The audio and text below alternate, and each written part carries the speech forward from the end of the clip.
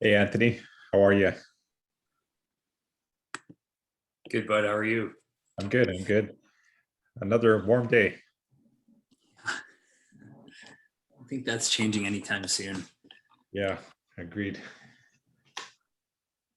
I think Yusuf, others will probably join. We may as well, Bismillah, get started. All right, thank you very much. So I think, let's see here. So if anyone else joins, then we'll just let them into the call as we go. And then, yeah, we should be fine. So everyone, we're just at 7 o'clock. And in respect of everyone's times, thank you for being here on time.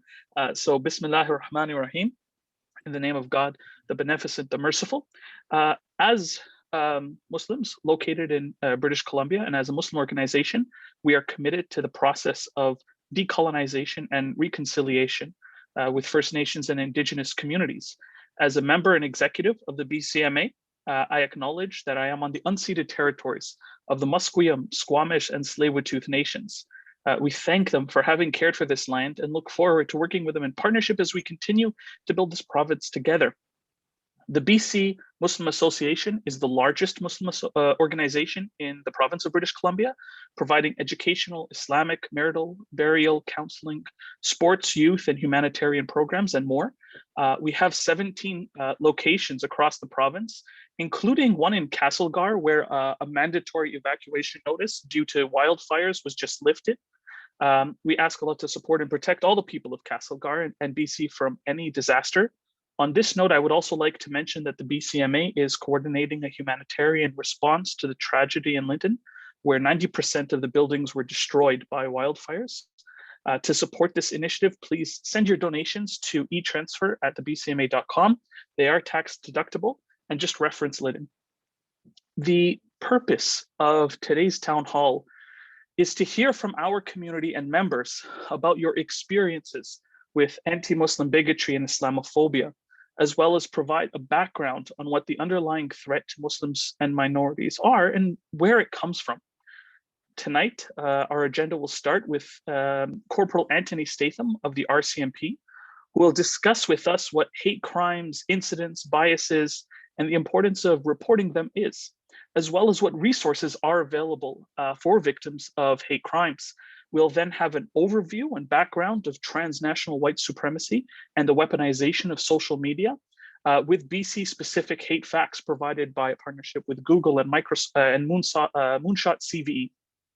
We'll then hear from Sister Naima Ali, President of the Somali Canadian Society of BC and a BCMA educator, regarding the intersections of hate towards Muslim women who are visible minorities.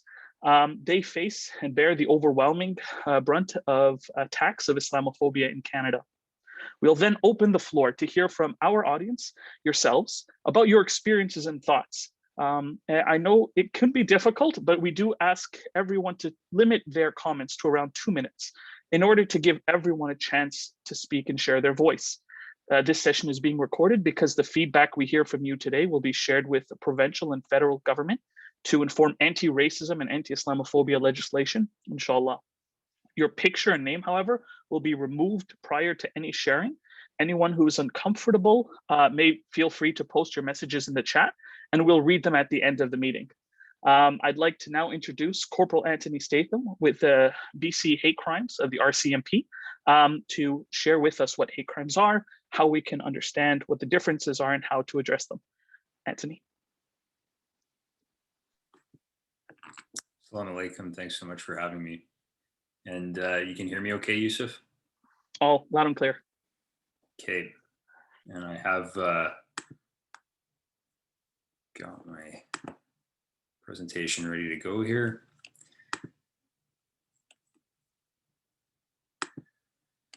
Okay, so hello everybody. My name is Anthony Statham. I am a corporal with the RCMP. I'm in charge of the Provincial Hate Crimes Unit.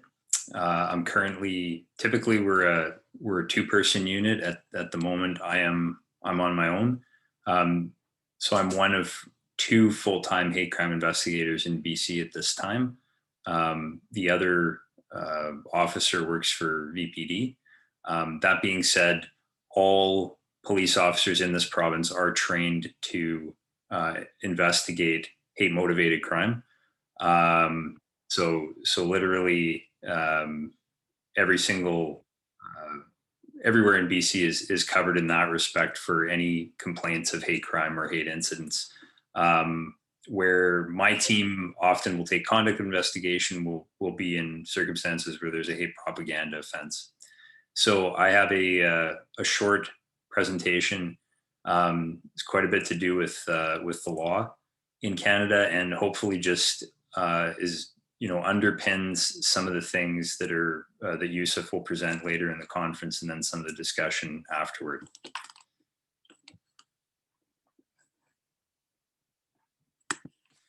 So I'm going to start with a definition of hate crime. Now, interestingly enough, hate crime is not actually a legal term in Canada. When we use the term hate crime in just sort of out in the public domain in this country, we're usually talking about a few different things, a few different types of offenses or incidents. So just in sort of very basic terms, a hate crime is a criminal offense that's committed against a person or property where the motivating factor is hate, prejudice, or bias against an identifiable group. So what's an identifiable group? It's actually defined in a few different places in the Criminal Code of Canada, but the most complete definition currently lives in section 718.2 of the code, which defines an identifiable group as any section of the public distinguished by race, national or ethnic origin, language, color, religion, sex, age, mental or physical disability, sexual orientation, or gender identity or expression, or on any other similar factor. The last part there, any similar factor, was added a few years ago to essentially cover identifiable groups not yet specified in law. So there are three categories of hate crime in Canada. When we talk about hate crime, this is what we're talking about. First, there's hate motivated crimes, which are dealt with under criminal code sentencing principles. There are hate propaganda crimes, which are willful promotion of hatred, public incitement of hatred, and advocating genocide. In addition, there is mischief to property, whether religious or educational, or in fact, any kind of property that's used primarily by an identifiable group.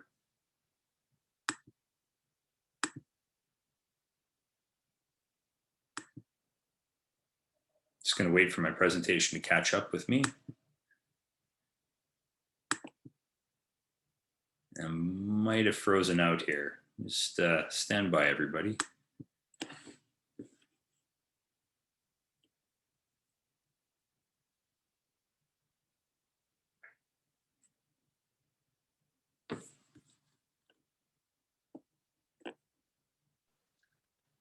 If you want, Anthony, maybe try exiting it on your computer and then starting it again. Yeah. Do from there. We'll do it from this slide here.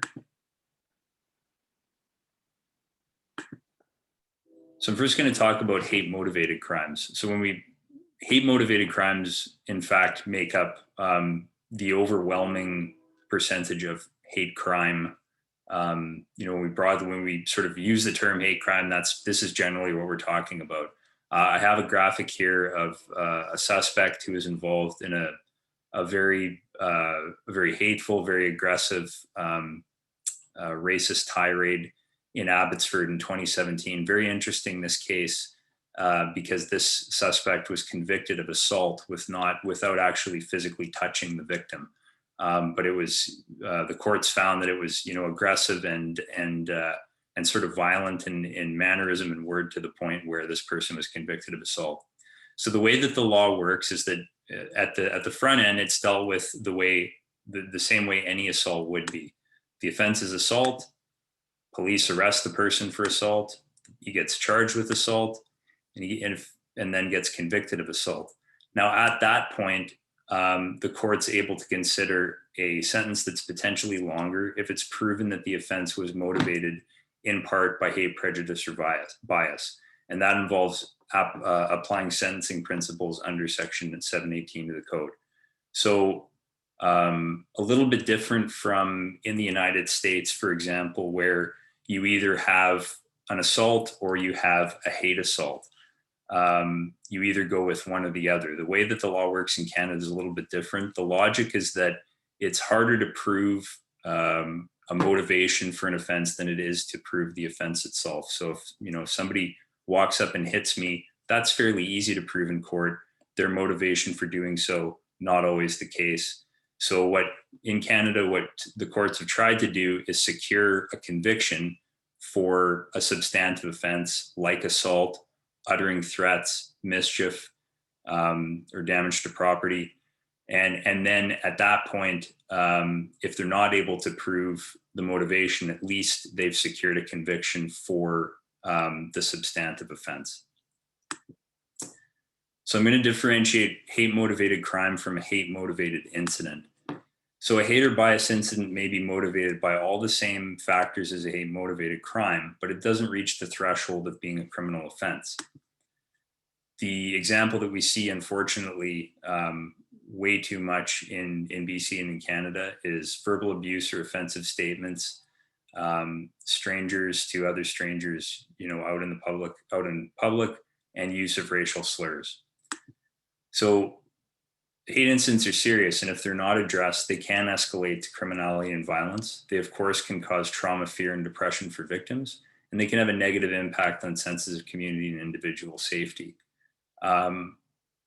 Whether somebody who's a victim of a hate crime or a hate incident, or sees someone who's victimized by something like this and isn't sure whether it's actually a crime or not, our recommendation is always just report everything to the police, no matter how minor it may seem.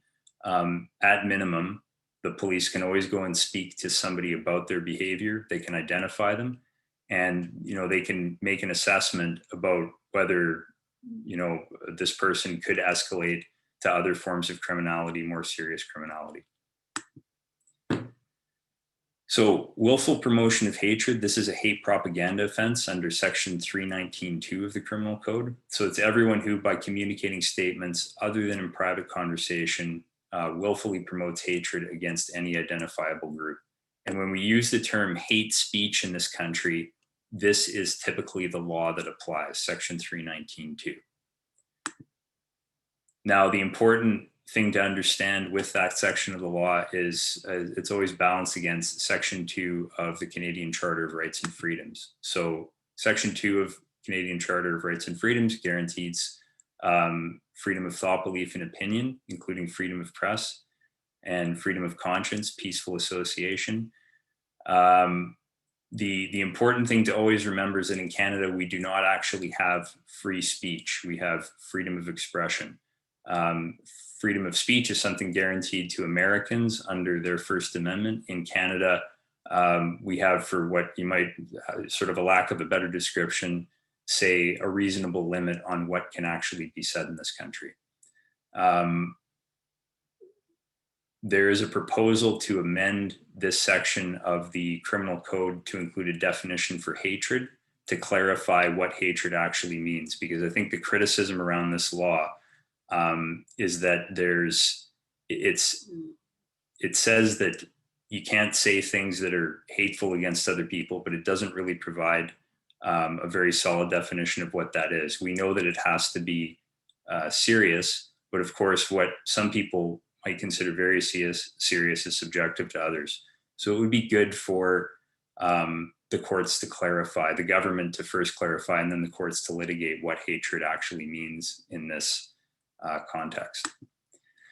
Advocating genocide is under section 318 of the Criminal Code. So it's acts committed with the intent to destroy in whole or in part any identifiable group, that is, killing members of the group or deliberately inflicting conditions of life calculated to bring about the group's physical destruction. Section 318 and 319(2) can be essentially there are circumstances where both laws could apply. I haven't put up a slide about 319(1), which is public incitement of hatred. That is not seldom used in Canada because typically it's a real-time offense that the police have to be witnessing.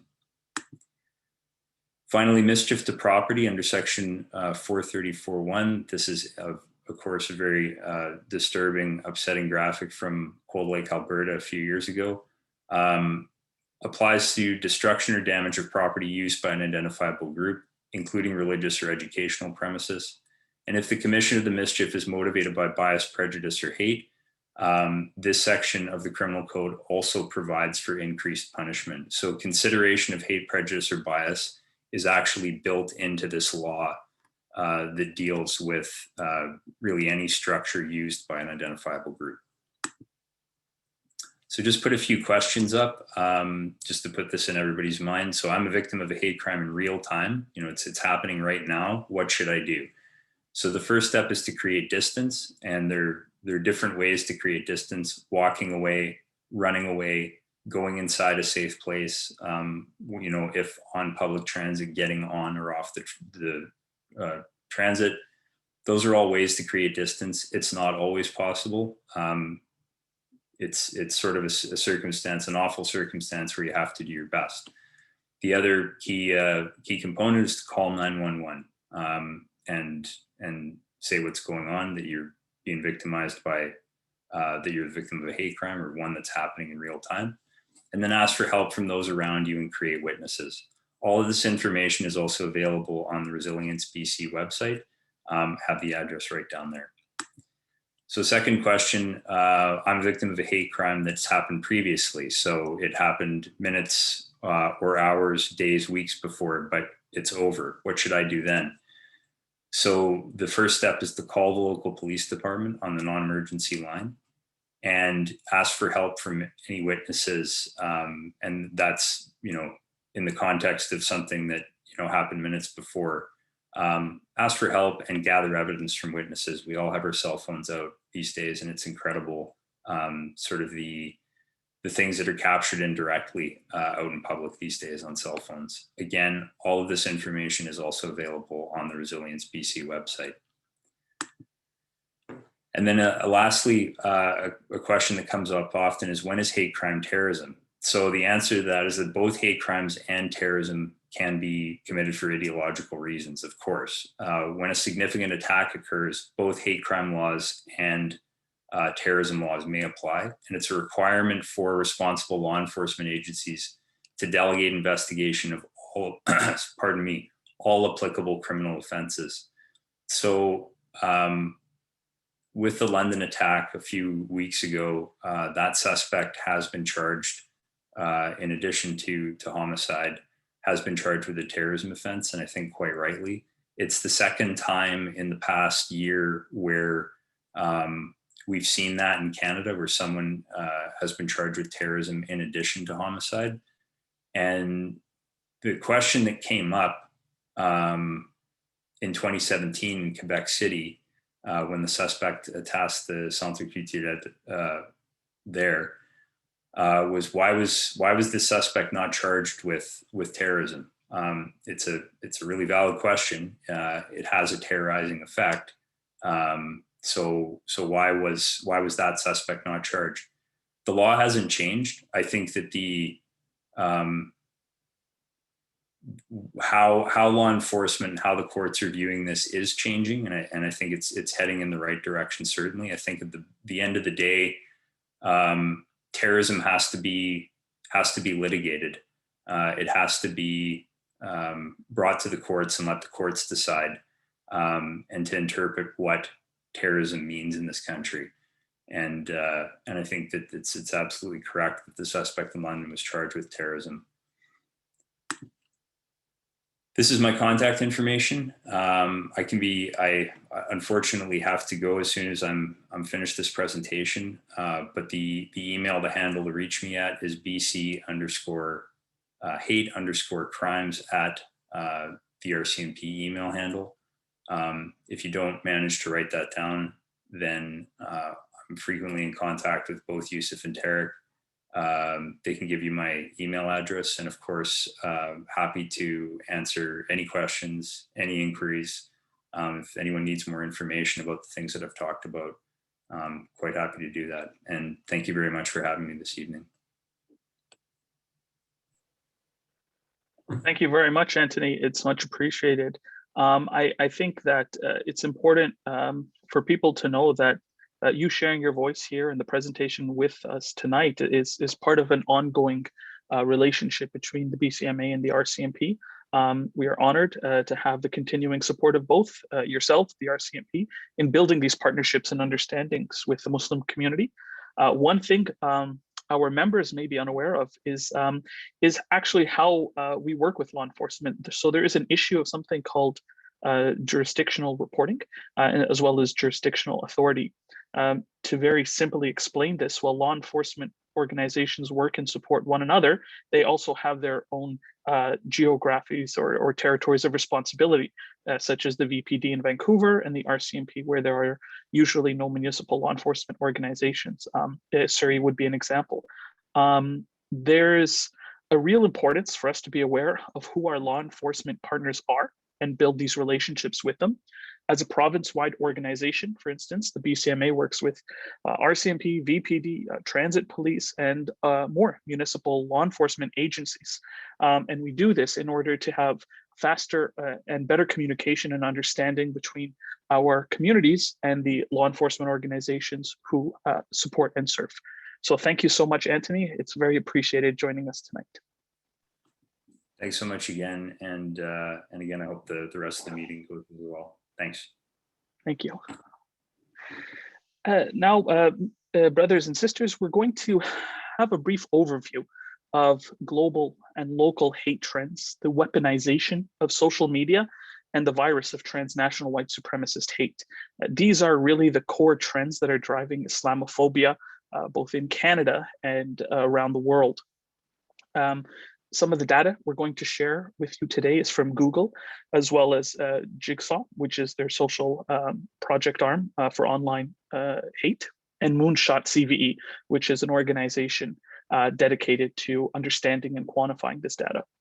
So white supremacist groups or violent far-right groups have been active in Canada for decades. They've increased their membership and activity over the past several years. While there were around 100 active far-right groups operating in Canada in around 2015, it's estimated that this number has doubled since the US presidential election in 2016, and that today these groups that used to struggle to maintain support and basis have grown significantly. The xenophobic rhetoric accompanying the election in America, as well as its aftermath, have arguably emboldened these existing far-right groups and generated interest amongst, unfortunately, new demographics not traditionally associated with violent far-right ideology or white supremacy. Today in Canada, there are over 300 active far-right and white supremacist groups. The primary way they spread their ideology and recruit new followers to their hate message is online.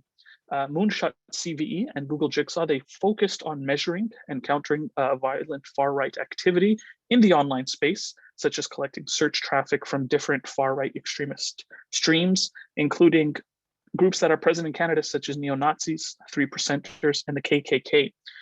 What they found is shocking, that there are publicly available influential personalities that continue to play roles in spreading the ideology of this movement, including even historical figures such as Adolf Hitler and Mussolini, and contemporary extremists, such as the Christchurch attack terrorist or the Norwegian attack terrorist. And we maintain a policy of never saying their names. It's part of a movement to not name them, in order to remove their power and stop the propagation of mythology around these people. Their influence is typically achieved through the attacks they committed and sharing of manifestos and building of this cult of personality. The content they write or read is tied together on online and platforms, whether it's social media like Facebook, Twitter, YouTube, or forums such as Reddit or 8chan or 8kun. Due to the varied backgrounds of each of these people, it's important to examine their roles within far-right extremism, particularly within Canada. So the top 70% of far-right searches by area all include references to Adolf Hitler. For example, there's Hitler was right, or Hitler is right, or Hitler was a hero. You might be asking, okay, well, what is a profile of the type of person who's seeking out this hateful material? I'm going to paint a picture here, and I want you to understand that these are real people who are being infected with the virus of hate, and we will show in a moment that they are our neighbors. in British Columbia. It's not people in rural Alberta. It's not just people in Ontario. So they are on average internet users between the ages of 25 and 34. They are usually white and male. They are attracted to conspiracy theories that fuel violent far-right ideologies in both English and other languages. They seek information on white supremacist conspiracies, such as the Kalergi Plan, the Great Replacement Theory, and white genocide. They are also seeking to actively engage and learn with violent far-right groups, and also to engage with communities online, which many of which have been, and we'll talk about this, have been designated as terrorist organizations. In British Columbia, so if we look at Canada as a whole, the ranking of provinces and territories by the absolute number of these violent far-right or white supremacist searches goes number 1, Ontario, number 2, Quebec, and number 3, British Columbia. However, you might be shocked to know that when we account for population, the number 1 search province is British Columbia, followed by Nova Scotia, followed by Ontario. In BC, we have seen attacks against Muslims, particularly women wearing hijabs. 3 of my own personal friends were attacked, physically attacked by individuals spewing anti-Muslim comments. The University of British Columbia, where thousands of Muslims go for education and work, is a hotspot of anti-Muslim hate searches in the Greater Vancouver area. And we are not immune to the hate and violence seen in Ontario, in Alberta, in Quebec. I'm going to share with you now a brief presentation from Google presented by Moonshot CVE on what the online hate environment in British Columbia is actually like.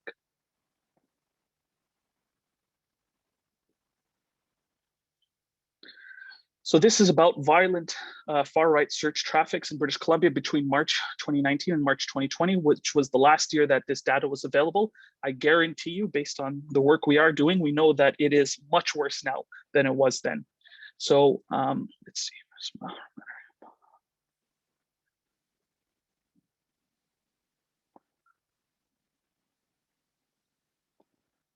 So if we look at the content being searched for, if you see here, the vast majority of it is in support of their own ideologies, looking for things like neo-Nazis, white supremacy. But next is anti-Muslim search terms, followed by anti-Semitic search terms, anti-Indigenous, anti-Black, anti-LGBTQ+, anti-Asian. So you can see that hate at the top, the ideology of hate translates down into searching for groups to target. The number 1 search term by these hate groups and racist groups in British Columbia is something called remove kebab. Now, when I first read that, I thought it was a joke. I thought it was just some sort of, silly remove kebab. Kebabs are delicious. Why would anyone want to remove them? But brothers and sisters, to understand how insidious this actually is, remove kebab is a line from a song played by Serbian nationalists while they were killing Muslims. So the song encourages killing Muslims during the Bosnian-Serbian War. The Christchurch terrorist, he was playing that song in his car while he was going to attack and kill Muslims in Christchurch, New Zealand. So what seems like a silly term in today's meme culture actually has a very specific targeted messages. When you see that term, it's not saying remove kebab, and it's saying kill Muslims. That's number 1 and the number 2 term by searches. After that, kill all Jews, which you can see that the hatred is directly leading toward violent extremist terminology.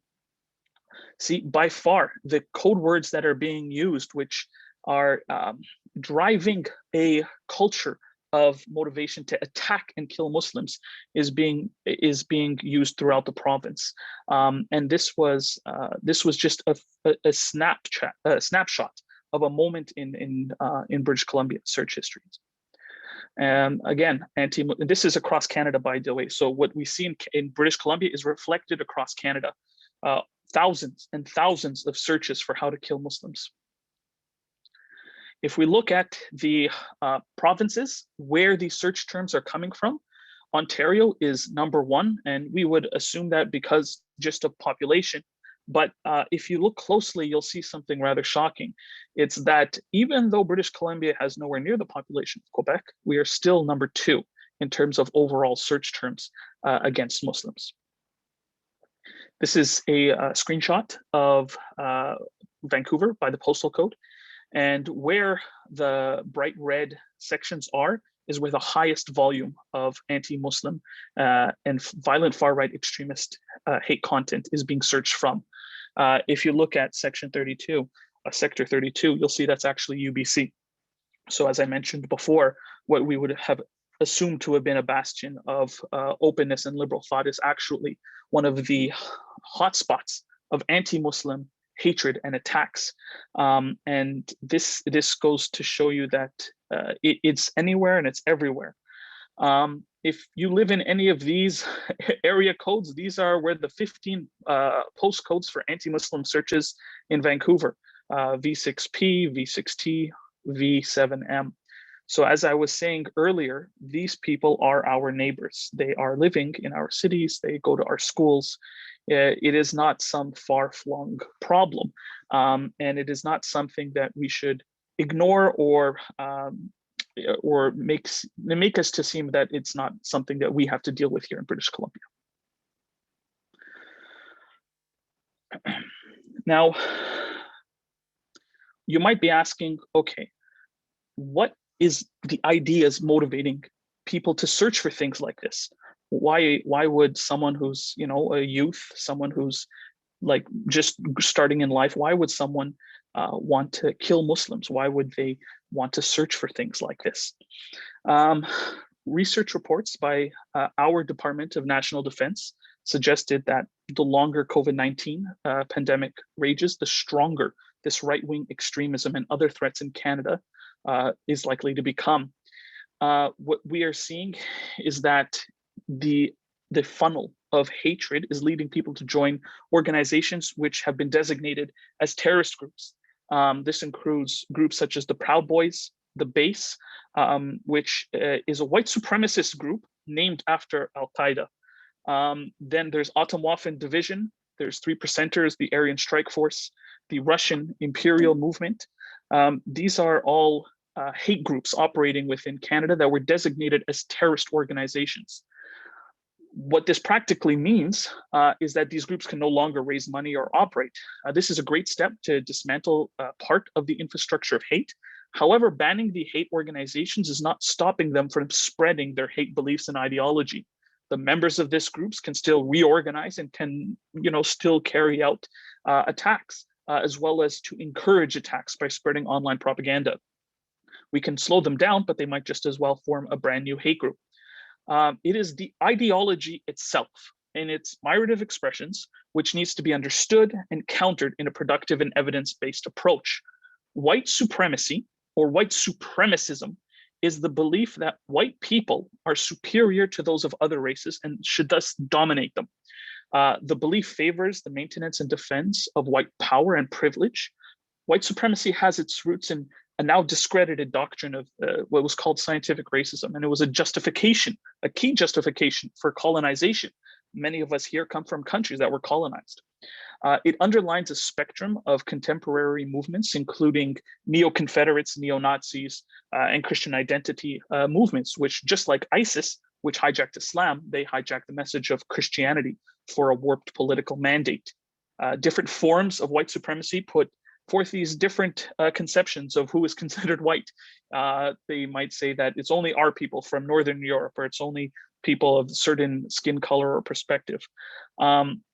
They identify their enemies based on this racial understanding. So people of African ancestry, even though genetic evidence shows that all white people have African genetics in them, indigenous peoples from the Americas, Oceans, Asians, multiracial people, Middle Eastern people, Muslims, and Jews are their main targets. As a political ideology, it imposes and maintains a social, political, historical idea of dominance by white people. The ideology has been actually put into effect through multiple socioeconomic and legal structures, such as the Atlantic slave trade, Jim Crow laws in the United States, apartheid in South Africa, and even, it's hard to say, but even here in Canada, with what we have seen in the residential school systems, that process of forced assimilation and superiority of culture. In addition, this ideology gets embedded into the white power social movement, which since the 1980s has been committed to overthrowing our governments. So whether in the United States, England, or in Canada, and establishing, so this is their dream, establishing a white homeland of an ethno-state where there's only white people allowed, and they're more than willing to use paramilitary and terrorist tactics. The underlying belief that is motivating current white supremacists is something called the Great Replacement Theory. It is one of the most influential theories motivating the white supremacists and violent far-right extremists. It's a national conspiracy which states that white European populations, whether in Europe or here, are being demographically and culturally replaced by non-white European peoples. And they specifically target Arabs, Berbers, South Asians, and sub-Saharan Muslim populations in their conspiracy. And they believe that it is Jewish people who are encouraging that migration. It is very popular amongst anti-migrant far-right movements in the West. It has been debunked, discredited, and disclaimed. There is no conspiracy called the Great Replacement. It's an exaggeration of reading of immigration statistics, and it's unrealistic and incredibly racist worldview. There have been similar themes which have characterized violent far-right groups since the 19th century, but the term Great Replacement was something popularized by a French author named Renaud Camus. And it is continuously being propagated by white supremacists within an understanding of an identity movement that we have to protect our people, that there is this conspiracy to overthrow and kill white people. They call it white genocide. The Great Replacement theory is part of what the white power movement has been advocating for, and they're willing to kill for it. This has happened in Quebec, in Christchurch, and in London, where these attackers have accepted that this is a belief system that they hold. They've been radicalized online, and the online algorithms that people have engaged with are what drive them to more extreme content. Part of what Muslim organizations across Canada have been doing in order to help counter that is to bring awareness to it, to help to address it, and to ask for governments and law enforcement to have specific tailored programs to not only protect minority and racialized and religious minorities, but also to counter this ideology. One group that has done really great work is NCCM. I know we're all familiar with their support of the BCMA. I believe that Brother Omar Kamisa from NCCM is actually on this call right now. And I think if maybe we can hear a few words from you about your thoughts on this, it would be a good way to transition into the town hall, inshallah.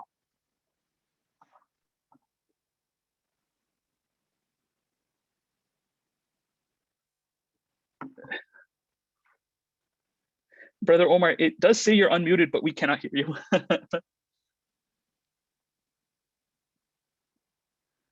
No. Sure. Tark, you're unmuted too. We can go to Sister Naima.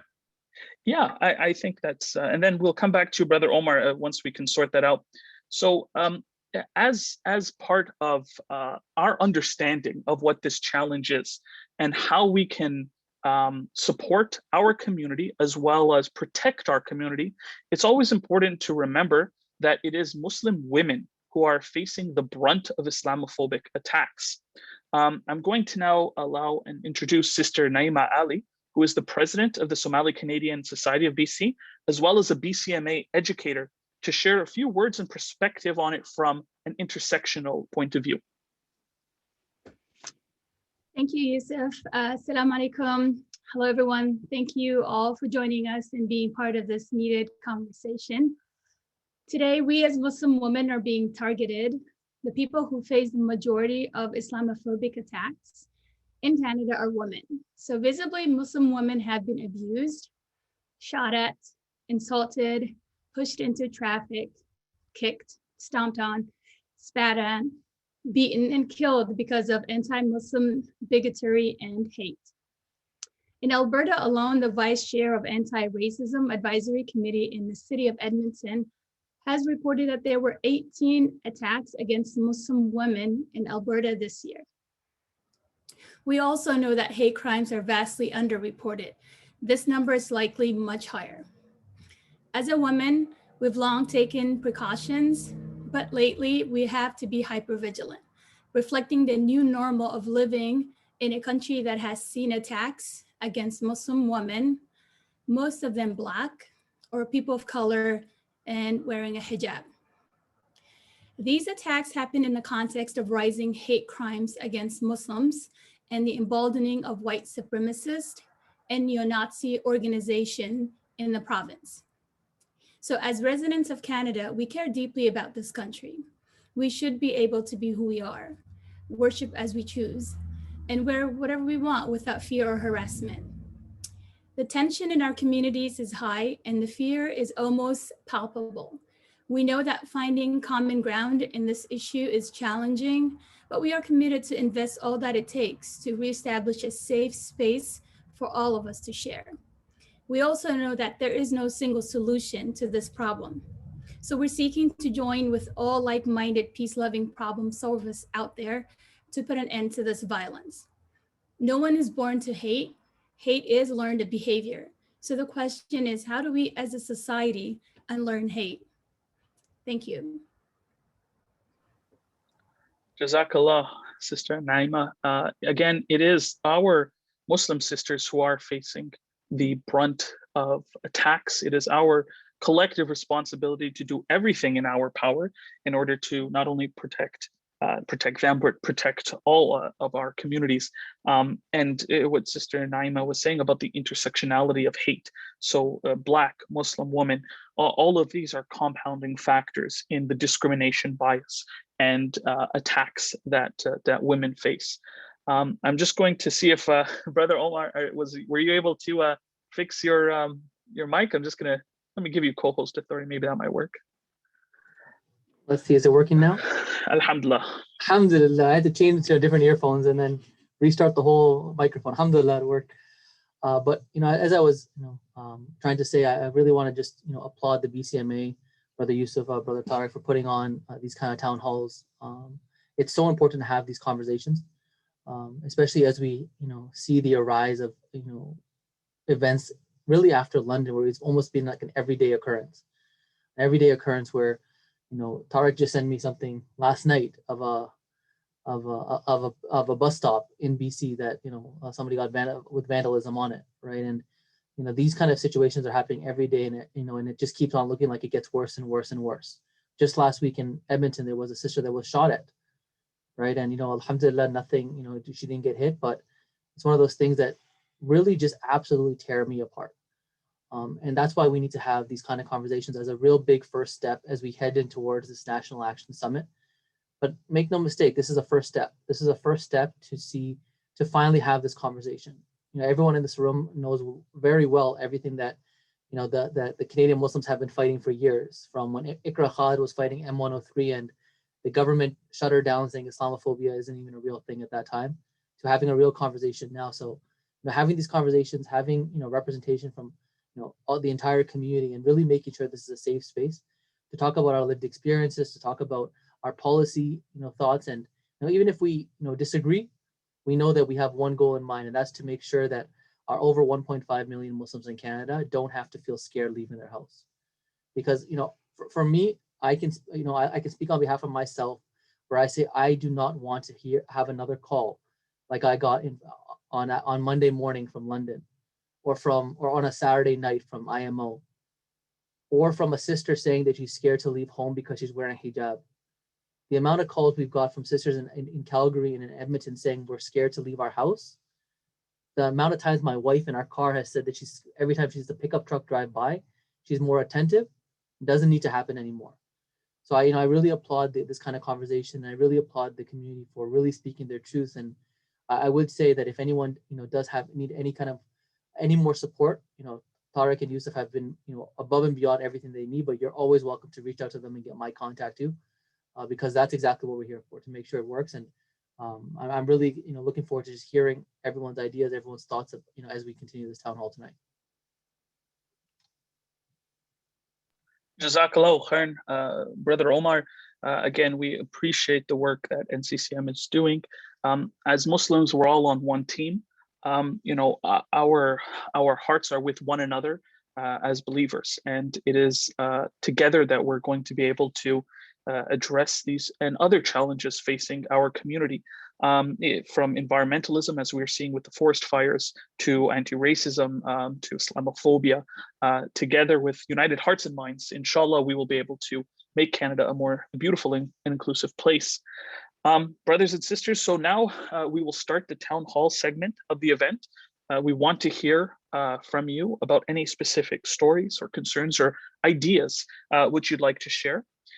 We'll be using your anonymized feedback to inform the province of BC and the government of Canada, including the Ministry of Diversity, Inclusion and Youth, which is going to be hosting this national forum to discuss legislation to combat Islamophobia, hosted by Minister Bardesh Chuggar, inshallah. So a point of order, I know we love those. So let us try and keep our comments, inshallah, to around 2 minutes.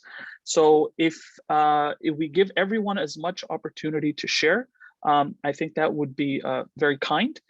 Please raise the Zoom hand to indicate that you would like to speak, and then we will unmute you, and then we will let you to share your voice. And again, just to emphasize this, that this segment, there will be no video shared, and any names will be removed from the audio. And this will only be shared to help inform this legislation. So feel free to just raise that little Zoom hand and we can get started on the town hall section, inshallah.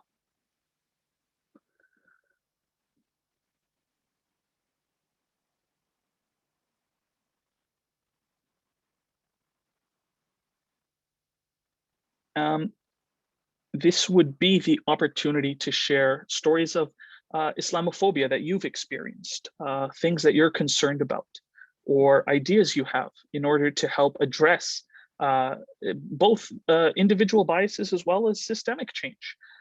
So the intention here is to hear from our community in an unfiltered way about our lived experiences and ideas. If you're unfamiliar with how to raise the Zoom hand to just let us know you want to talk, if you can turn on your video and just wave your hand, then I should be able to see that as well.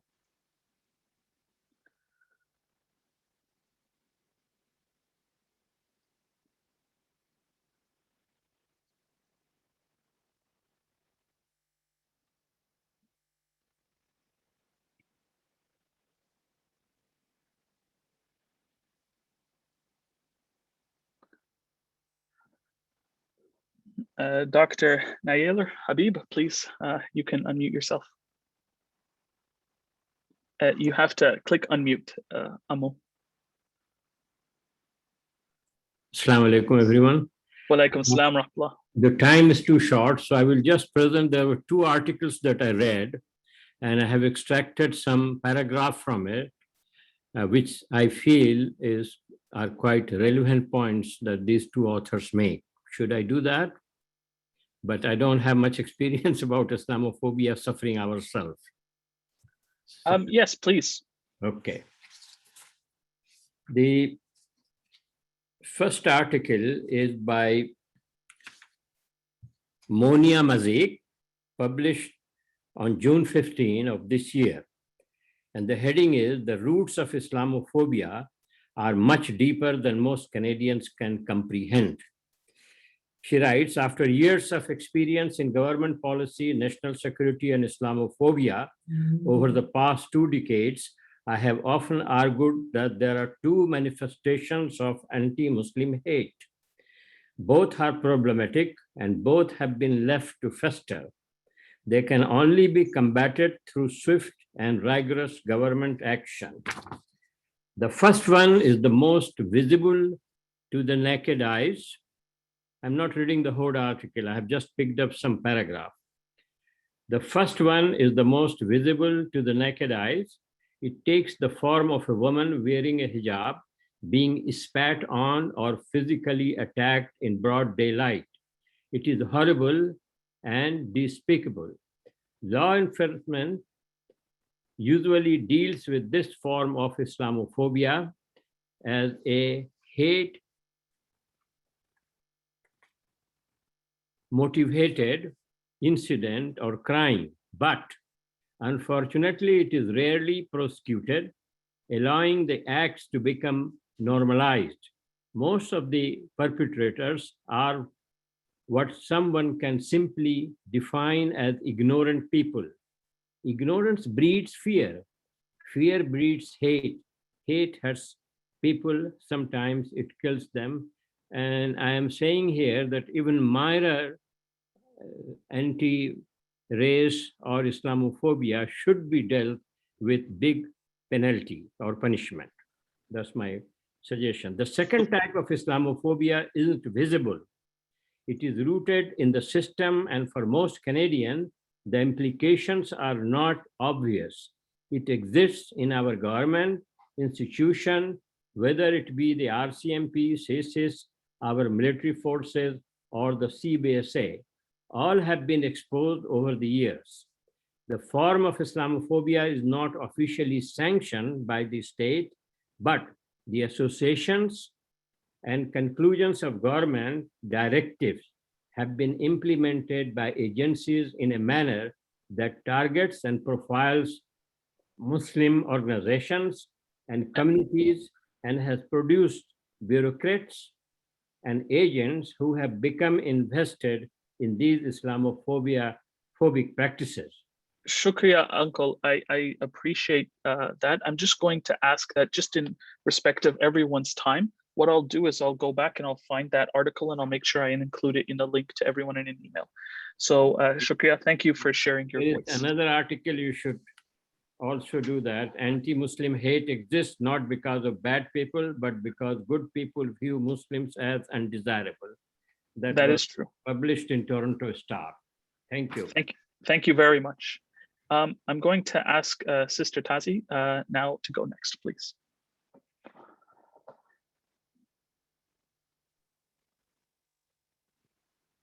Assalamu alaikum. Walaikum salam wa rahmatullah. Jazakallah khair, Yusuf. So I think that, you know, given what happened in London, Quebec, New Zealand, has really made your average Muslim very hypervigilant, especially when going to the mosque, you know, hearing a sound and wondering, you know, is anybody there? Just almost to the point where you're feeling unsafe in the mosque. And, you know, politicians, law enforcement are very quick to come to the masjid when there's election or when there's some activity going on where they feel they need to be there. But at the end of the day, you know, not enough is being done, or you hear about lack of funding with the law enforcement. You hear about, you know, barriers, red tape. So I think as a Muslim community, what we need is to educate and empower ourselves. We have NCCM, we have lots of other organizations, which is great. But I am, you know, surrounded by a lot of young people, young and elderly, who are worried, who are concerned, yet we don't have the tools and resources or the understanding to really know what to do. What are the practical steps that an individual can take to have their voice heard and to make changes, whether it's, you know, municipally, provincially, or federally? Is that what it takes to get involved in politics, to move the needle, to have protection for our community, to have funding with the police, to provide the resources, you know, that the Muslim community needs in order to feel protected in this free country? And the other thing is, you know, once a person is convicted, then how severely, the punishment, what are the consequences, what are the repercussions?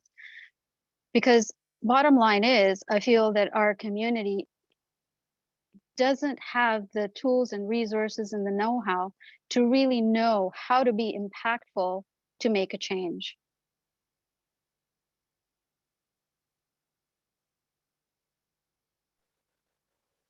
Was that it, Sister Tazi? Yes. Okay, Jazakallah khairan.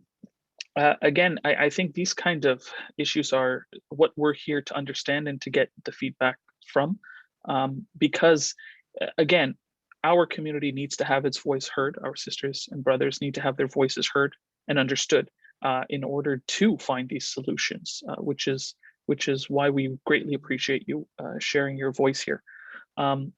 I'm going to now ask Sister Tazu if you would like to maybe say a few words.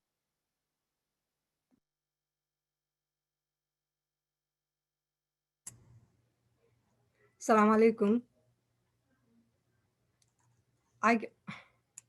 Alaikum salam. Can you hear me? Yes, sister. Okay. Thank you, Yusuf and Brother Tariq, for putting this on. It's a very important topic, as well as the timing of these issues is very important, that we as a community should, provide space for our people to speak up and learn and teach others. So I just wanted to say that after the London attack, I usually go for walks in the Central Park in Burnaby, and I felt very uncomfortable, because there are lots of trucks and other kind of vehicles in the parking lot, and it's full of people. So I chair the Community Policing Advisory Committee in Burnaby. So I brought this concern to my committee, and we have a representative from RCMP, a constable, to liaise with the RCMP. And when I brought this issue that I'm feeling very uncomfortable, he offered that, if Muslim women are feeling uncomfortable and they still want to be active and go to the place of exercise or anything like that, or even anywhere, please contact or join the community policing advisory committees in your area, so you can voice your opinion or your concerns to this committee, and they liaison with RCMP, and they try to provide resources and whatever they can to make us comfortable. I mean, he did say, if I'm very uncomfortable and if I'm going to work to this place for walks, just let us know and we will have somebody. And I have seen that there are a police patrol on bikes in that area. So I just wanted to bring, there are resources if only we can voice ourselves and bring these issues to the our municipal or our provincial or federal government. Thank you. Jazakallah khairan, Sister Tazu. Sister Zahira, I see you've had your hand up for a while. Please feel free to share your voice. Jazakallah khair. Assalamu alaikum wa rahmatullah. Can you hear me okay? Yes, alhamdulillah, thank you. Okay, good, alhamdulillah. So Jazakallah khair for putting this on. I'm going to be brief. I'm calling in from Lekwungen territory, so the city of Victoria on Vancouver Island. And I just wanted to share what we've been doing in the community here, and see if anybody might be interested in connecting with us around this. So we had 2 community consultations, one after the Christchurch attacks and one after the London attacks, 2 community events organized by the masjid, where we heard from Muslim community members around perceptions and experiences of Islamophobia, racism, and safety. And then we also did a very small, this is outside of the masjid, but a small community-based research report looking at racism in Victoria. It wasn't specifically targeted at Muslims, but it did include responses from people who identify as Muslims. So based off of that, what we've developed is a strategy to engage local officials. So this is all at city level only. And it's a 3-pronged strategy, which I'm just going to share very briefly. so that you get a sense of what we're looking at, and then see if anybody might be interested in either, developing similar things at other city level or connecting up and taking this to provincial or federal level. So the three things on the strategy, and this is informed by the research and by the community consultations we had. Really what's underpinning this is, as Sister Tahzi said, a need to push officials to move beyond that symbolic performative gestures of solidarity, right, to something more substantive. And so there's three things we're asking for. So first is prioritizing safety through tougher anti-hate legislation. And mostly this goes at provincial and federal level, but it's important to get local city officials to advocate and support for this as well as getting local city officials, including the police, better trained on what Islamophobia is and how to respond to it. Because what worryingly came out was that when sisters particularly were feeling unsafe and reported it to the non-emergency police line, they were not taken seriously, right? So that was very worrying. The second thing is around stronger messaging and equipping all of us, including officials, but also us and the media, to call this what it is, right? It's Islamophobia, it's a pattern of systematic racism and white supremacy and terrorism. We have a lot of well-meaning or well-intentioned officials who simply are not using the right language and are calling this, things, things that are mislabeling this as once off, as something that doesn't belong in Canada, etc. When in fact it's very much a part of the DNA of colonial Canada's violence, right? So a lot of work with local media and with city officials when they're putting out those messages of support, not just to say it's an isolated incident or to say it's a hate crime, but to call it domestic terrorism, to call it white supremacy, etc. And then the final part of that strategy is what we call normalizing Islam. So having better representation of Muslims at all levels, support for condoned absences for Eid at school and at workplaces, more public funding for Islamic infrastructure across the city. So all of this is part of what we're saying, make Islam normal, don't make it something that's exotic or, something that's alien, and ensure that there's resources to embed it in everyday life across Canada. So that's briefly where we're at. And if anybody's interested in hearing more or hopefully in working together at either city or provincial level, then maybe I can leave my email with you and you can just, share that with them, if that's okay. So Jazakallah khair. Wayakum, inshallah. And yes, please share your email. We'll be more than happy to follow up. I think those are incredibly awesome initiatives. And again, it takes this collective whole of community effort to find and to build these solutions. I see there's a couple comments in the chat. I'll just read them. So a brother's asking what can be done for sister self-defense, any programs. Yes, there are programs being run in Vancouver currently in partnership with an organization called Yo Bro, Yo Girl. Because of COVID, those have been postponed, but they are restarting soon. At the moment, they're being held out of MAC on Kingsway. However, we are in connection with the organizers and maybe can host some with the BCMA as well. Another question is, what strategy is the BCMA officials implementing to manage during day-to-day safety for women and community at large? Is there a safety plan? Do we have an evacuation strategy or code word for a potential threat, particularly within our masjids? So I posted a link to a YouTube video that the BCMA hosted with Salam Project from Toronto, which is safety awareness training on measured responses, which was a very holistic overview of how to create safe locations, how to manage ingress, egress from masjids, how to be aware and alert, what to do in the case of active shooting, what to do to protect yourself and others, and how to develop both policies, mindsets, and local community congregation-based safety councils in order to have presence in the masjids at all times and people aware and know what to do. So that program has resulted in a continuation of a partnership where now that alhamdulillah COVID restrictions are over or have been reduced, we're going to do mosque by mosque audits to create these safety plans and products for our community. So I see that Sister Rabia, so that was your question, but I also see your hands up. So I'm gonna give you the unmute option if you wanted to follow up with that. Jazakallah khair. Assalamu alaikum. Well, that was Alaikum pretty salam. much my question. Thank you for answering it. I really appreciate that you guys put this together because this is such an urgent need for our community. And I think that raising the awareness for having a strategy in place that, you know, I sometimes have gone to the masjid and there's not even a security presence there. I'm by myself and anything can happen. And so my general concern is when that masjid is full of a congregation, like what is our exit strategy for somebody who comes inside and starts, you know, going off, gunning people down? There isn't a strategy in place. So how do we, like, you sent me the video, I'm gonna have a look at it, but how do we formalize ourselves to create a plan, right?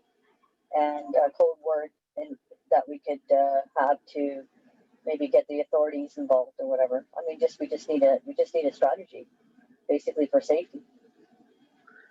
That's my comment. Thank you. Jazakallah khairan. And just because of the importance of that point, I'll spend a couple seconds to touch upon it. So firstly, those policies and procedures, there's two things. There's ones that are written down, and then there's ones that become lived knowledge of the Muslim community, how to act, how to respond, how to train ourselves in order to understand the new and current reality. That second part is what we are building with the Islam Project. So the BCMA has partnered with them to do masjid by masjid audits, create local relevant plans for the communities, and then training for community members in order how to, what to do, for instance, to keep a presence at the doors. We don't all need to pray at the same time. One or two people can create a presence. That's enough of a deterrent. How to coordinate with your local law enforcement, know where the local hospitals are, how to apply basic first aid training, what your exits in a masjid are. Many of us have gone to masjids our whole lives and might not know where every single door is. A practical thing, have one door of entry, but multiple doors of exit. How to create environments around the masjids that give you line of sight, keep a clean and open area so that you could be aware of what's going on. So again, strategies that the video does go over, but it's not the end point. That video is just something that we have as a start.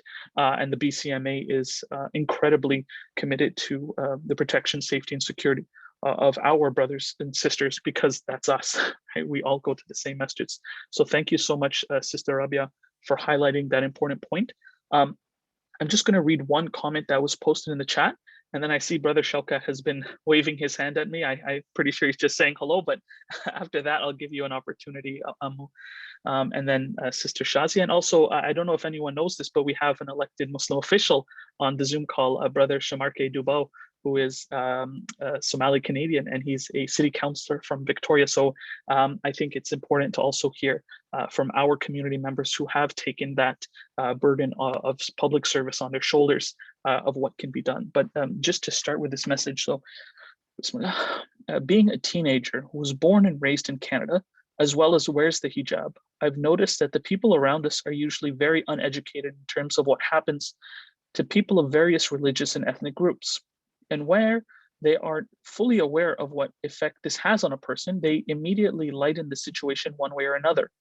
The main way I've experienced this is the racist and discriminatory jokes that are made, but I feel like it's not entirely their fault. That is, unfortunately, what is portrayed in the media. And when someone does become prominent in the media, it doesn't last very long, but the long-term impact is minimal. What I want is a louder voice that isn't swept under the rug, as well as a stronger social media presence that can support victims better, more effectively reach youth, as well as work harder towards change. Jazakallah khair for sharing that perspective and point. Brother Shaukat, if you just click unmute, maybe if you'd like to share a couple minutes or 1 or 2 minutes of your perspective, just click unmute, Uncle. Assalamu alaikum. Sorry. Walaikum salam. Sorry. Put the voice down. We have been talking about curative. curative steps that we are trying to protect our community. What I would like to say, it is let's move to the preventive measures that we as a Muslim community can do. A few years ago, we've been talking to the police, to the schools, to the organizations about Islam. It was led by a brother long time ago who was a member of BCMA, but now we are almost cut off. So what we need to do to have more Muslim members in the RCMP, we have to educate the RCMP about Islam.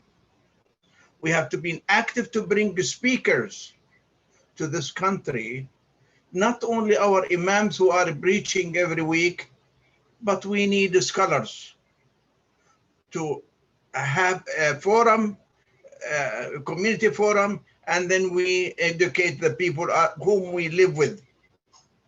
So if we expand our knowledge, if we take an example in Europe, where the people made films against Islam and leading violence against Muslims, now they are Muslims, and we know the names.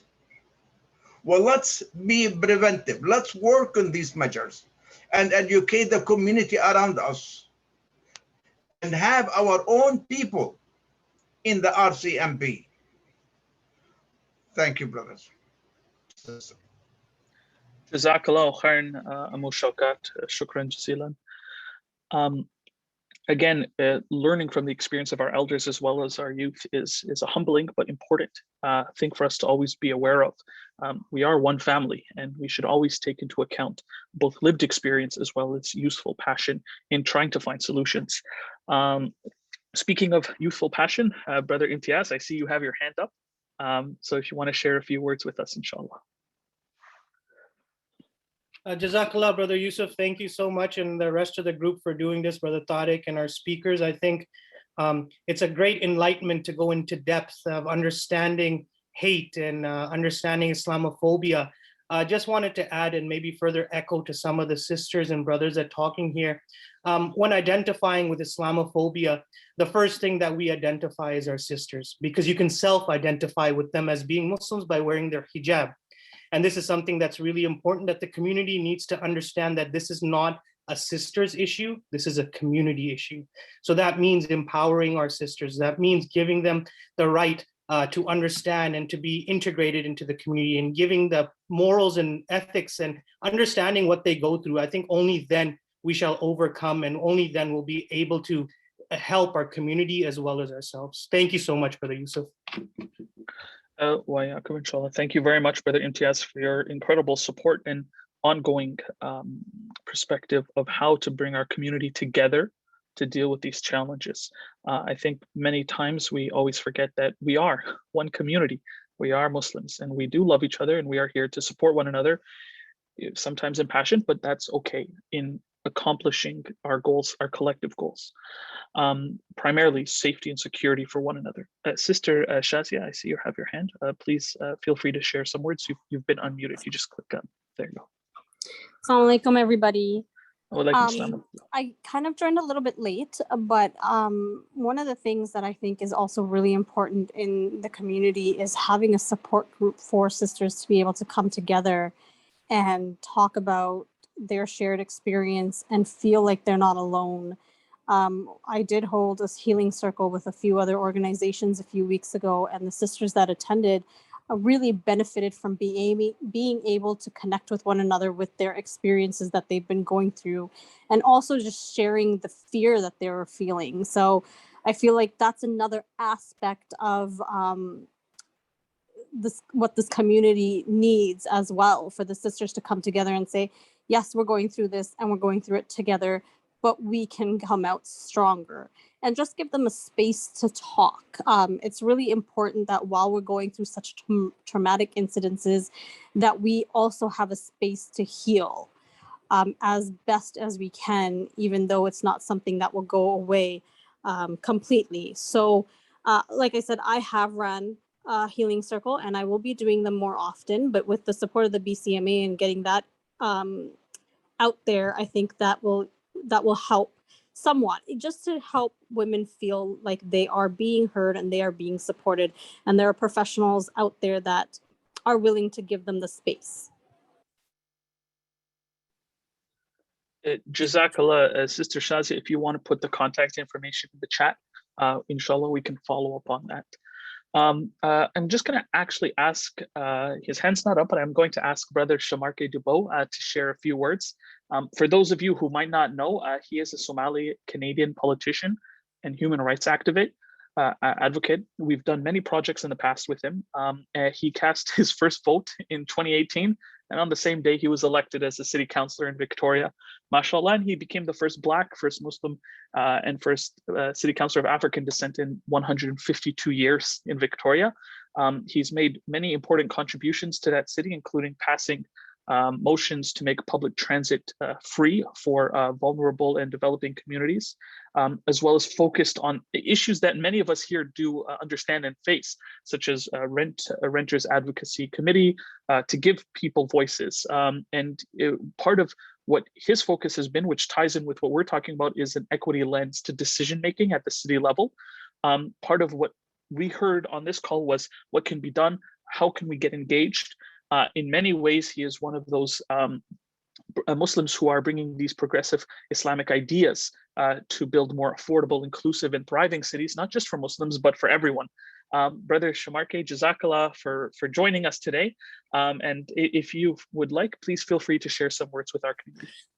Jazakumullah, brother. Assalamu alaikum, everyone. And that's very kind of you for the introduction.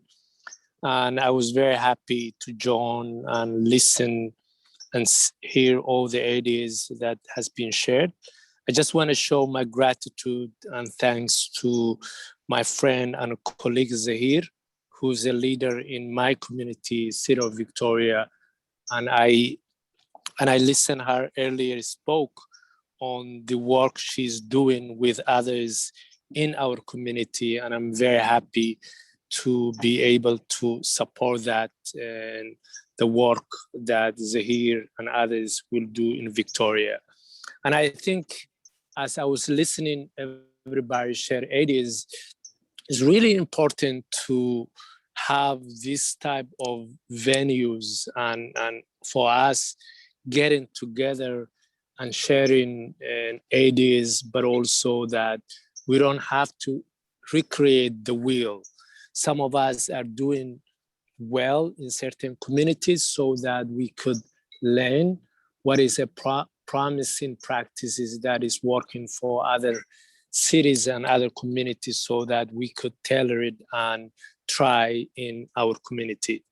But speaking of the broad array of ideas, especially, innovative ideas and proactive ideas, is that we share in the realm of education. That's one thing I heard.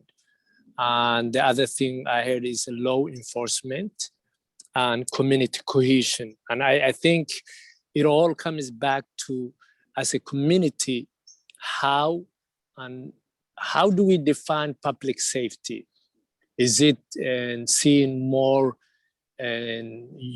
officers on the street?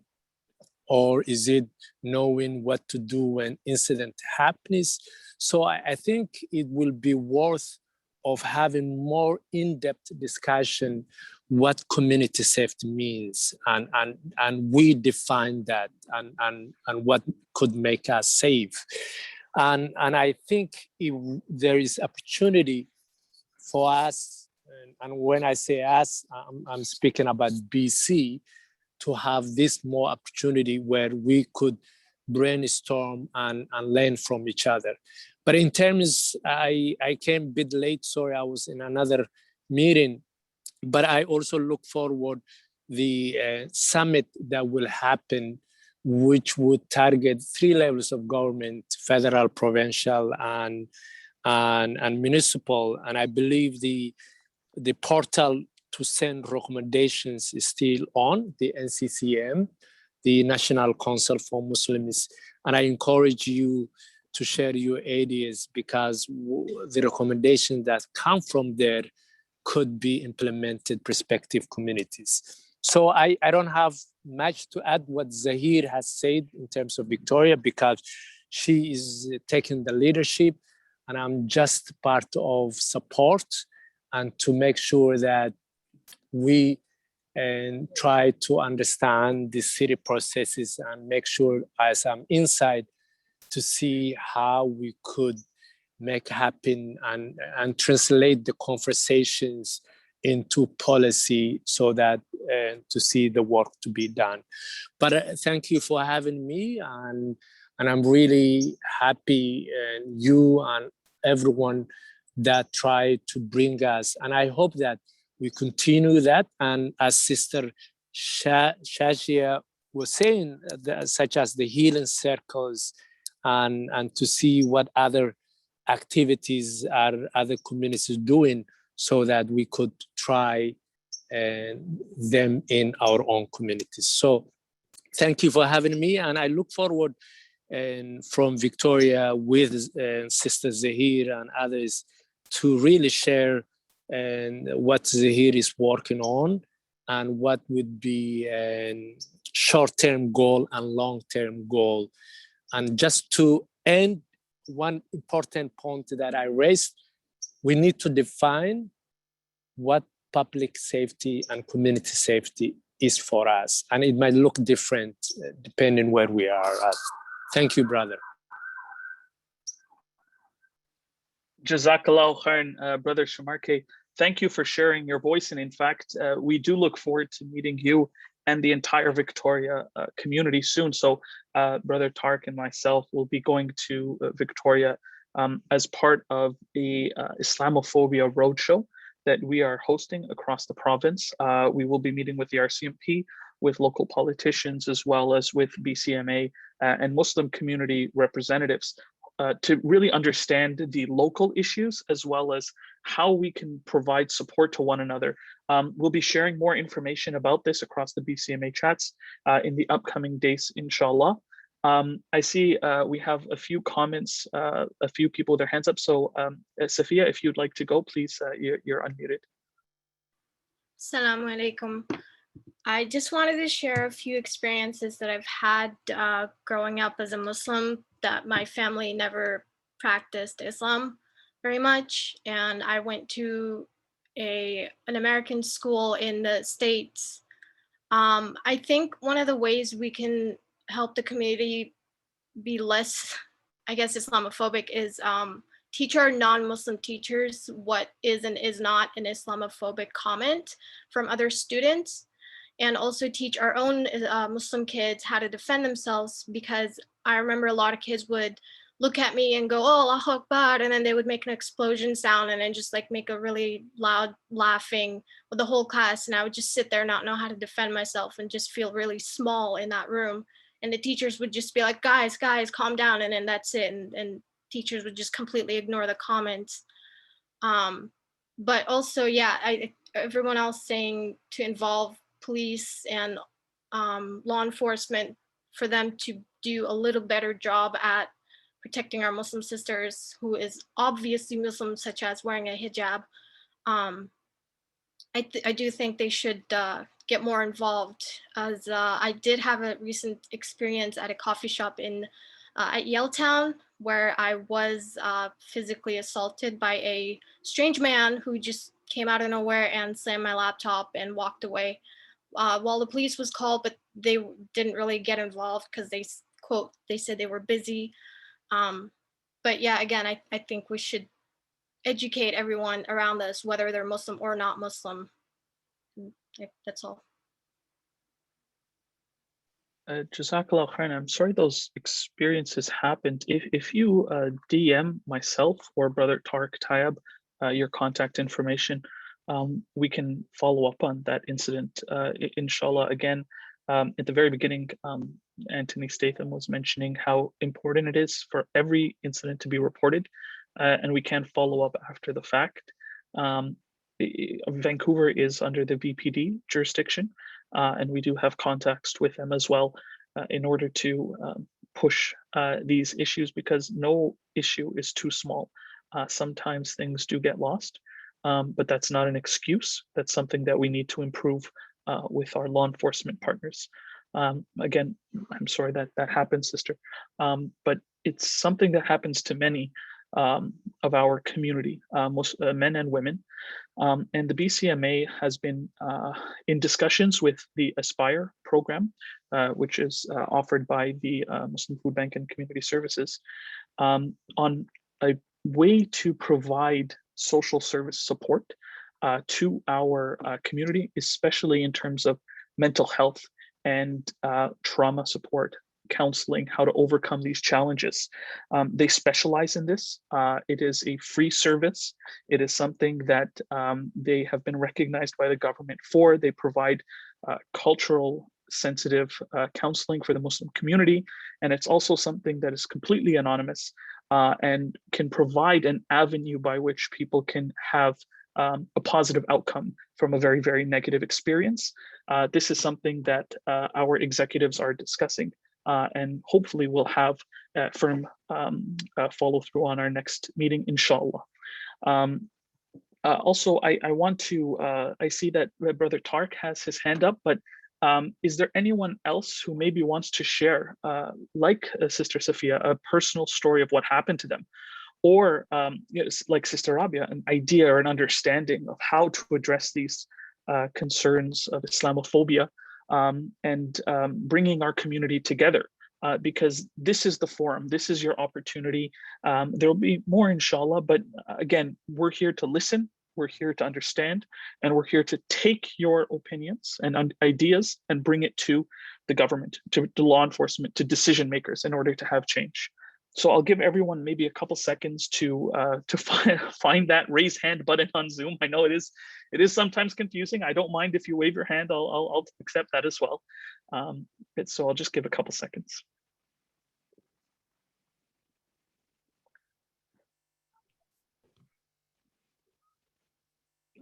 Well, Tark, I think, would you like to share some words with everyone? Sure. To echo Brother Shaukat, with the RCMP recruitment for Muslim officers, so alhamdulillah, we got two young brothers in their early 20s. They've gone through their training and they're now official police officers with the RCMP in Surrey. So alhamdulillah, we've been able to get Muslims in the police force. We have a Muslim sister that recently joined, Constable Zahira Baji, and she's, mashallah, a Muslim sister in hijab that is on the RCM police force. For the last few years, we've been getting the Vancouver Police Department requesting us persistently that they want Muslim women to apply to become officers in the Vancouver Police Department. So sometimes there's some confusion in our community. Vancouver Police Department, RCMP, Transit Police, and jurisdictional reporting. So the Vancouver Police Department, which is specifically the city of Vancouver, has 1,600 police officers. It's the largest police agency in British Columbia.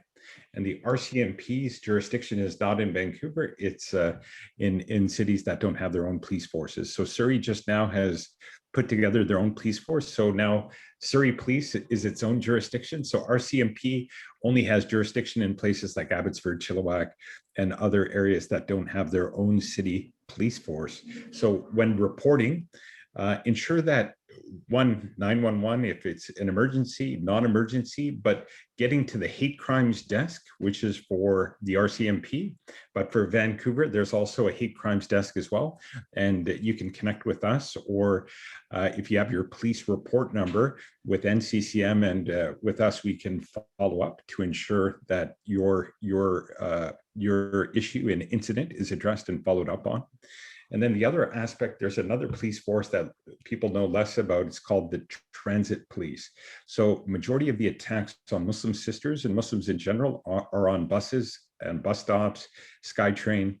And so a lot of the sisters that have been attacked here in British Columbia, it's been largely on transit. So we have Officer Shiraz Hanif, who's a Muslim brother, and his job is to immediately respond to sisters that or anyone that's been attacked, Muslim, non-Muslim. So we can definitely connect and ensure the follow-up is done, that nobody's incident is not followed up on or given its importance. And the other thing we do is we send the incident report to the provincial government through Resilience BC, and also the municipal government and the local MP and the local MLA. So that way, in a layered way, we want to ensure nobody's incident is not swept under the rug. So please do report, connect with us, get us the police report. We'll ensure on multiple fronts to chase it down with our respective strategies. Jazakallah khairan, Tarek, and what he's saying is 100% true. We follow up. It's important to keep pressure on. As you can imagine, there's so many incidents going across the city. It doesn't justify it, but it's just for us to understand that we have to follow up. The number one most important thing when we make a report, get the report, get the case number. That case number is key. Always make sure you get your case number. It really helps to follow up and to ensure that justice is done. Sister Rabia, I see you have your hand up again. Please feel free to share some words. Assalamu alaikum again. Alaikum salam rahmatullah. So one of my, I don't know if it's a question, but it's a comment, but in terms of communication, our communication plan, because in the past, I've been through a lot of these forums and these discussion panels but I've yet, like the action plan, getting the action plan together and solidifying something and communicating that to the general membership is something that I really don't see happening. So how are we going to gauge that, and how are we going to know what stage we are at in the planning and the action plan? I understand that you brothers and you and Brother Tarek are going to start going around to all the masjids and do some audits and stuff. So is that something that you guys are going to come up with a communication strategy to filter that information down to us? Because I mean, we had a healing circle for sisters, and the communication, I didn't even get it. So there's a communication barrier here, right? That we're missing the information coming out. So is there a strategy in place to make sure that the general membership has an understanding of what are the steps involved and where we're at and how we're going to get there? Like I said, we've been through a lot of these discussion settings, and it kind of things just get talked about, and ideas get generated, and people come out with suggestions, but you never really see anything get implemented, right? Or an action plan being created. So that's kind of my question. The second of all, like, not every sister, young sisters who had children and stuff have the opportunity to join, community policing. So that's not something that is feasible for everybody. So we need to have more of a safety net within our own community that we can reach out to too. That is more structured, So that's pretty much what my question and my comment is. Thank you, brother. You're very welcome. And without overstepping my role in this meeting, I would just like to point out a couple important things. Number one, the BCMA as an organization is committed to improving our communication with the membership. That's been an ongoing process. We've implemented newsletters. We've looked at how to integrate our social media. So the challenge that you're describing is one that we are aware of, and it is one that we are working on improving from an organizational perspective, because again, at the end of the day, we are here to serve, right? We are here to serve our community because we were elected and given the fiduciary duty as well as the moral duty to do so. And if we feel that, or if our community feels that there's a challenge in how that's being carried out, is particularly in communicating the amazing work that's being done by many people, then that is something that, again, we need to focus on. I appreciate you sharing that with us, because it is something that we have looked at and we are working on.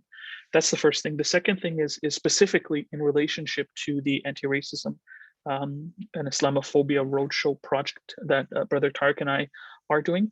We are connecting directly with the masjids and building out that plan. So there are a few cities that we have already, and this is going to be with the RCMP. I'm not going to misquote them, so if you just give me 1 second, I'll pull it up and I'll share that with everyone here. And this is something that will be promoted with the branches as well as with the memberships.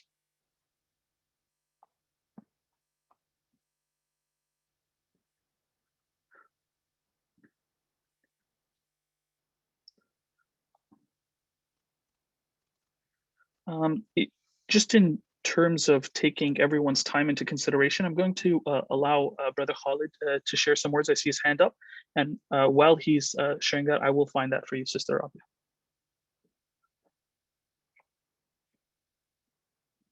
Brother Khalid, you're able to unmute yourself, and please feel free to share some words.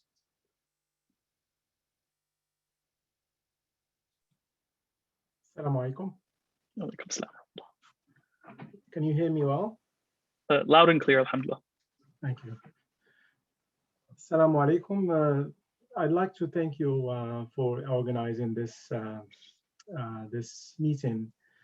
This is the first time that I have attended this meeting for the BCMA, and I find it very worth and very informative for all the data that you start with and the statistic involving the search and Google by all those groups with like Muslim or non-Muslim. I'd like to thank also Safia for sharing her experience. And then I thought I should comment as a part of being like preventive. Sometimes it's better to be proactive. I just like to emphasize that the area where Ms. Sophia has experienced that incident, it's called Yaletown. And since I'm from Vancouver area, we all know there are some areas that are I'm gonna put it between inverted comma as a black area.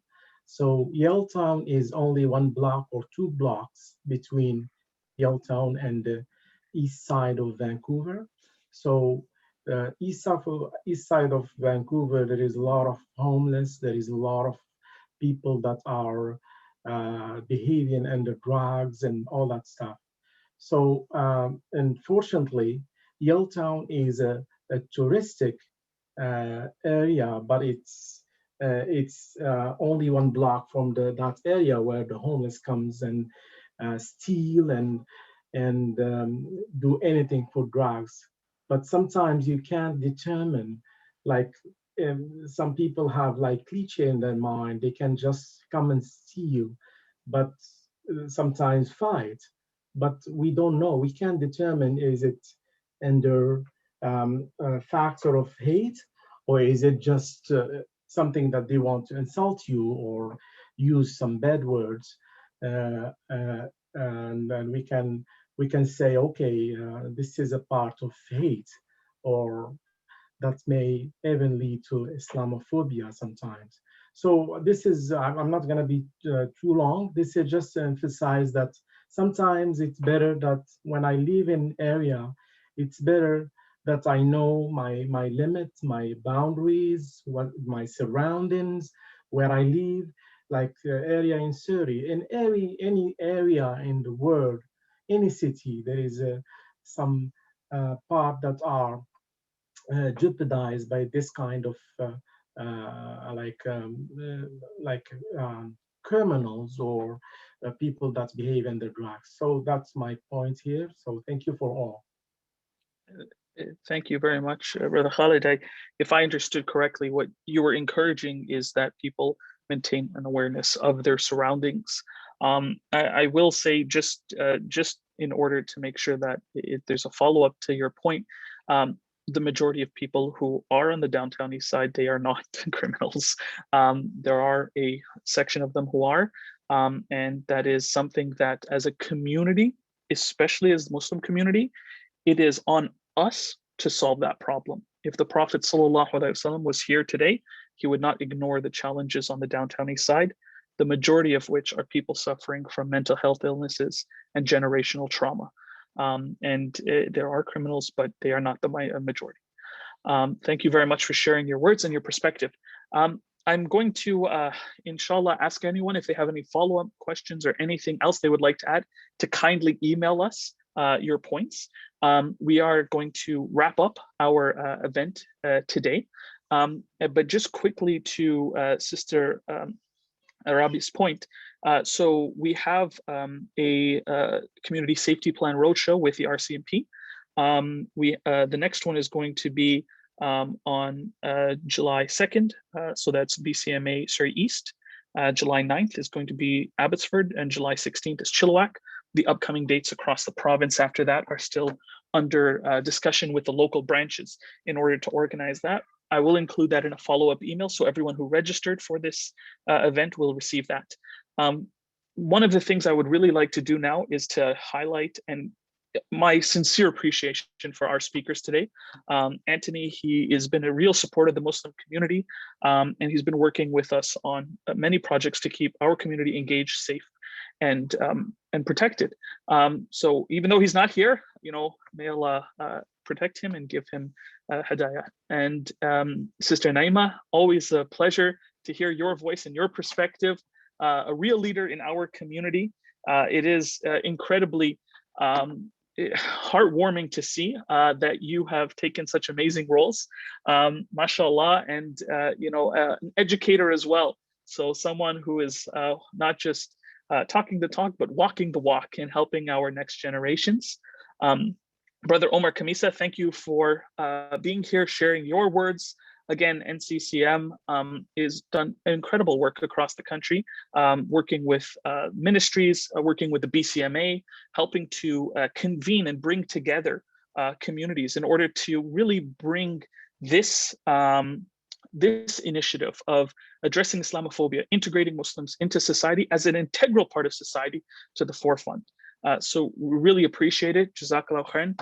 Brother Shaukat, thank you very much for being here, Uncle. I want to thank our executives for joining.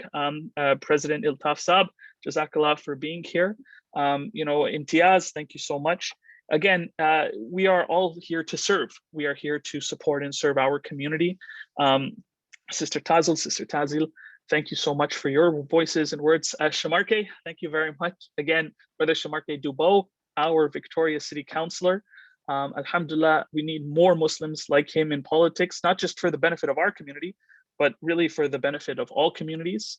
You know, one of my mentors and friends, Brother Nasib Ali, thank you for being here as well and giving me access to your Zoom account. I appreciate it to host these events.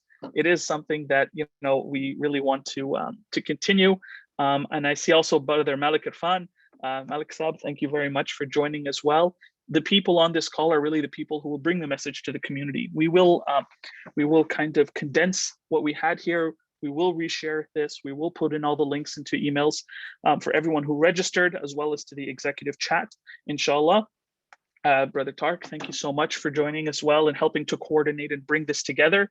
I'm just going to end with a special shout out to my beautiful wife, who has been helping me admit people into it because we had them in the waiting room. So Jazakallah khairan for that. So everyone, I hope you have a wonderful evening. Jazakallah khairan for staying with us and learning. Assalamu alaikum wa rahmatullahi wa barakatuh.